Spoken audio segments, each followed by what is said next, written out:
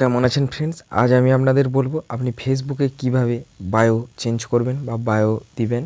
তো এর জন্য আপনাদের প্রথমে ফেসবুক ওপেন করে নিতে হবে। এরপরে এখানে যে আপনার অপশানটি দেখাচ্ছে বা এখানে যে অপশানটি আছে এই প্রোফাইলের অপশানে আপনি ক্লিক করবেন। ক্লিক করার পর আপনি এখানে দেখতে পাবেন আমি একটি বায়ো দিয়েছি, if I love someone it's only cricket. এর মানে হচ্ছে আমি যদি কাউকে ভালোবাসি সেটা হচ্ছে ক্রিকেট। এরপর আপনি এখানে টাচ করলেও এখানে এডিট বায়ো দেখাবে বা রিমুভ করা হবে।